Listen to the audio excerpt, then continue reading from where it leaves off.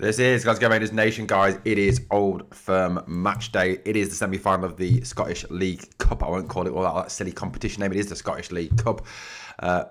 We take on Celtic at Hampden Park this afternoon, 2 o'clock. Obviously, come and join us for the live watch-along from 1:30. But look, we've got a couple of things to discuss this morning. Obviously, the game, we'll touch on the game shortly. We've got a prediction for the team. I hope Danny Rule sticks to 3 at the back. I think that will be the best formation. To be honest with you, it's been seen to get the best out of Rangers in recent weeks. But look, I think interesting. I was watching this morning, Steven Gerrard being interviewed on TNT. I think it was around the Liverpool game last night. I think it was. I don't know. I mean, I just saw the interview on one of the social media channels this morning, and he was asked about the whole Rangers situation, and it was some really interesting responses. And I think Gerrard was very clever in what he said, is in fact that he didn't want to obviously alienate the Rangers ownership. He didn't want to put off the Rangers ownership from even considering him in the future, perhaps for a return. And I think as well, when you're looking to get back into management, if you come out and openly criticise another club's management structure or the way that it works, it will turn clubs off looking at you, because they'll think, well, look, that's the sort of man he is, that he's going to slag us off, he's going to criticise us. We don't really want him in our involved with our club, so it could put people off. Now, Gerrard spoke about 2 things that turned him off actually taking the Rangers job. He was asked, was it close? He said, he did the podcast. He spoke about, obviously, his love for the club, his connection with the club. And, it's quite clear that Steven Gerrard has a real affection for Rangers, that he, obviously wished us well today in the Old Firm game. Interesting, he used the Old Firm game, of course, winding up the opposition fans. But look, I think at the end of the day, what he said was very interesting. He said, first of all, that the timing wasn't right in terms of his family. That it was very rushed. It was very, lastminute.com, because of the fact that he was, obviously his family is still settled in Bahrain. After coming from Saudi, there's obviously the whole thing of the tax issues. That was never really touched on in the interview that was done. But, he is in Bahrain. His family are there. He is settled there. His family appears to be happy out there. And that was the first thing, the reason. The other thing was he talked about was things not being perfect for me, to be the best version of myself. That was the quote, to be the best version of myself. Now, it's thought that Steven likes to have a semblance of control over the club, to impose sort of his way of doing things himself as the main leader, as to be the man at the top. That's the way that he likes to do things. So this comment that, the Rangers job didn't give him the best chance to be the best version of himself, therefore raised questions about the structure, which he was asked about. And he very cleverly skirted round the answer.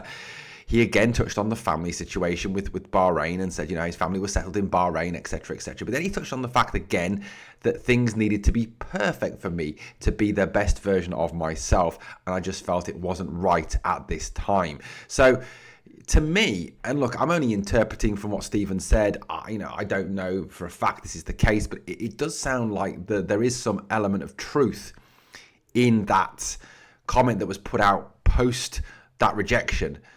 That it was down in some way to the structure of the football club, the way the club is run, the control that quite clearly Kevin Thelwell has over our football club. And I think, this has kind of really been sort of put into some context, with the appointing of John Hunter Barrett, who is who is basically another Thelwell man, Thelwell's son as the scout, Thelwell's mate Purdy, a lot of Thelwell's mates and family members getting top jobs at the club.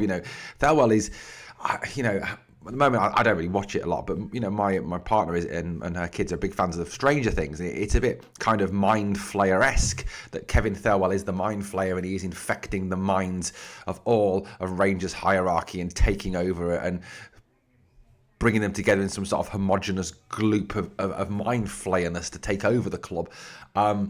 Maybe that's just a conspiracy theory. I don't know.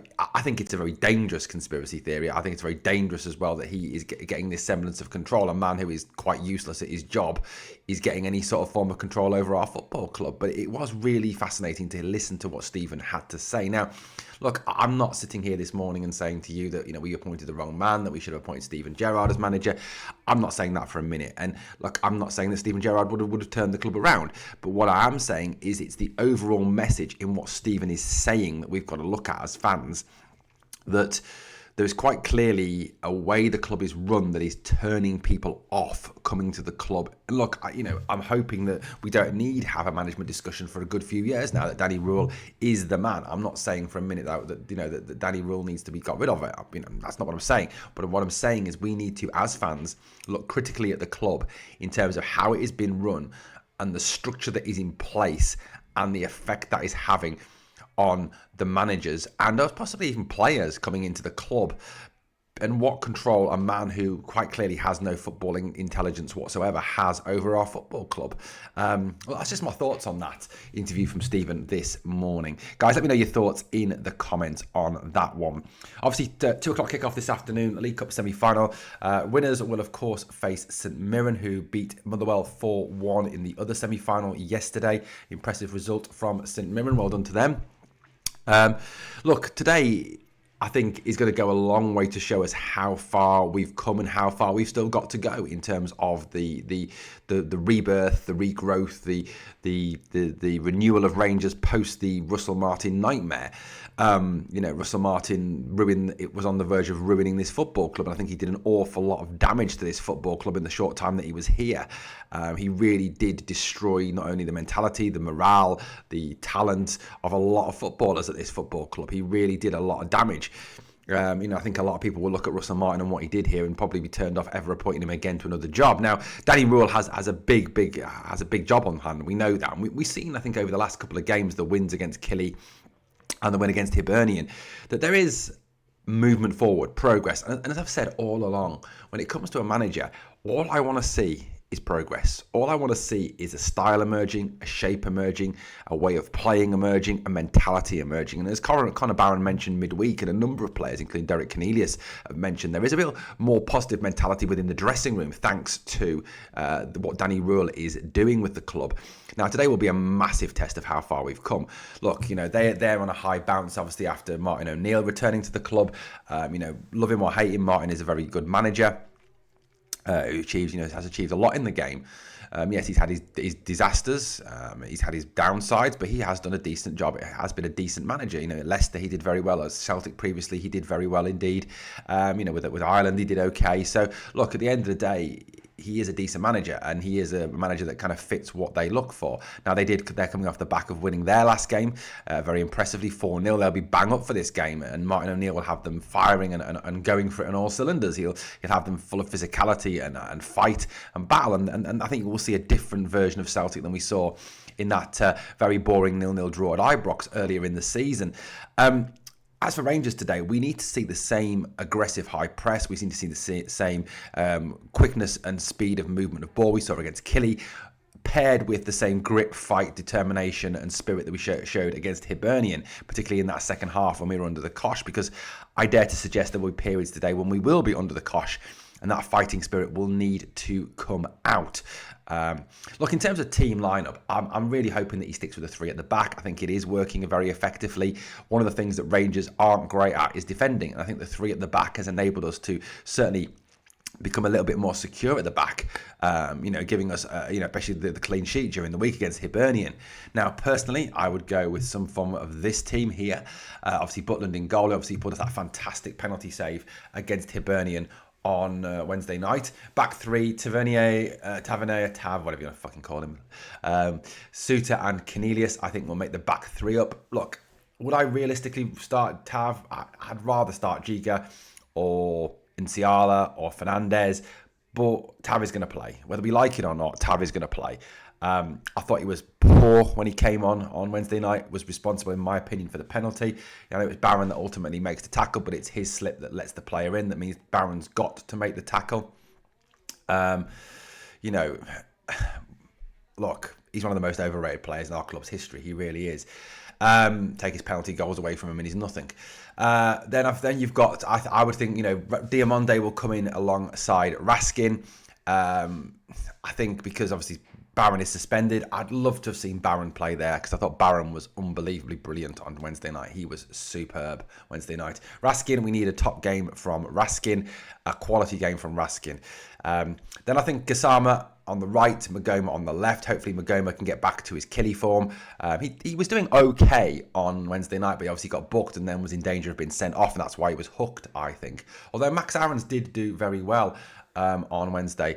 He did go missing for a bit of it, but he did sort of grow into the game, and I think his confidence is certainly returning. I think he was another player whose confidence was absolutely, utterly screwed by Russell Martin.